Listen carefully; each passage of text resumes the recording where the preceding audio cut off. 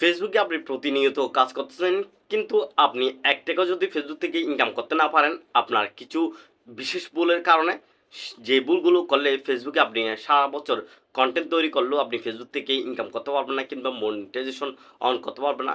সেই বিষয়গুলো আপনাদেরকে আজকে শেয়ার করতে যাচ্ছি। অবশ্যই বন্ধুরা ভিডিওটা সম্পূর্ণ দেখার চেষ্টা করবেন। আজকে এই ভিডিওটা খুবই হেল্পফুল এবং ইন্টারেস্টিং হতে চলেছে আপনাদের জন্য।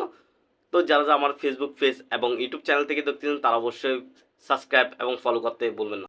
আসসালামু আলাইকুম ভিউয়ার্স, আশা করি সবাই ভালো আছেন। বন্ধুরা, ফেসবুকে আপনি নিয়মিত কাজ করতেছেন, কিন্তু আপনি যদি ৳১ ইনকাম করতে না পারেন, তাহলে আপনার থেকে কেমন লাগবে?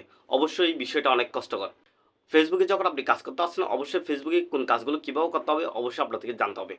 বন্ধুরা, যে ভুলের কারণে আমরা ফেসবুক কিংবা প্রোফাইল থেকে ইনকাম করতে পারবো না, সেই বিষয়গুলোর মধ্যে হচ্ছে ১ নাম্বার, আমরা যখন ফেসবুকে কাজ করতে আসি তখন আমরা অনেকে কী করি, নতুন অবস্থায় যারা নতুন কন্টেন্ট ক্রিয়েটর আছেন, নতুনভাবে ফেসবুকে কাজ শুরু করছেন, তারা কী করে প্রোফাইল থেকে কাজ শুরু করতে চায়।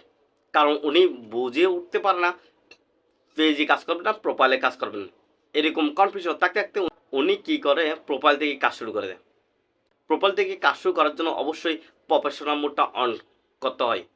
এখন প্রফেশনাল মোডটা অন করে আপনি নিয়মিত কাজ করতেছেন, আপনার ফেসবুকের ফ্রেন্ডগুলো আপনার ফলোয়ার হয়ে গেছে। এখন আপনি নিয়মিত কাজ করতেছেন, একদিন আপনি প্রফেশনাল মোডটা আপনি অন থেকে অফ করে দিচ্ছেন। কারণ আপনি যদি প্রফেশনালভাবে যদি ফেসবুক থেকে যদি ইনকাম করতে চান, প্রফেশনাল মোডটা অন করার পর আর কোনো দিন কিংবা কোনো অবস্থায় আপনি সেই প্রফেশনাল মোডটা অফ করবেন না। অফ যদি আপনি করেন, সেক্ষেত্রে আপনার যে ফলোয়ারগুলো আছে সেগুলো ফ্রেন্ডে কনভার্ট হয়ে যাবে। প্লাস হচ্ছে আপনার প্রোফাইলে যে রিচ এঙ্গেজমেন্টটা ছিল সব একদম ডাউন হয়ে যাবে। আর এমনভাবে ডাউন হয়ে যাবে, সেই ডাউনকৃত প্রোফাইলকে শক্তিশালী করতে আপনার থেকে অনেক সময় দিতে হবে। ২ নম্বর পয়েন্ট, ফেসবুকে আপনি প্রতিনিয়ত কাজ করতেছেন কারণ ফেসবুক থেকে আপনি ইনকাম করতে চান। ফেসবুকের মিউজিকের লাইসেন্স না পাওয়ার আগে যদি আপনি মিউজিক ব্যবহার করেন, সেক্ষেত্রে আপনি মনিটাইজেশন এনেবল করতে পারবেন না কিংবা আপনি ফেসবুক থেকে ৳১ ইনকাম করতে পারবেন না।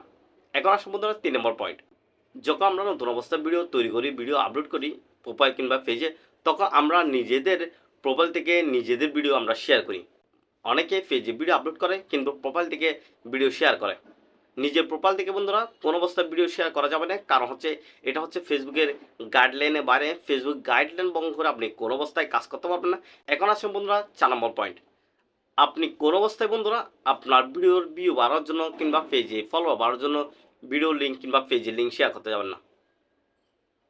আপনি যদি ভিডিও লিঙ্ক কিংবা পেজের লিঙ্ক যদি শেয়ার করেন, সেক্ষেত্রে ফেসবুক রোবট এগুলো ধরতে পারে। এইভাবে যদি আপনি নিয়মিত করে থাকেন, সেক্ষেত্রে আপনার রিচ এঙ্গেজমেন্ট ডাউন হয়ে যাবে, সেই পেজ কিংবা প্রোফাইল থেকে আপনি ইনকাম করতে পারবেন না।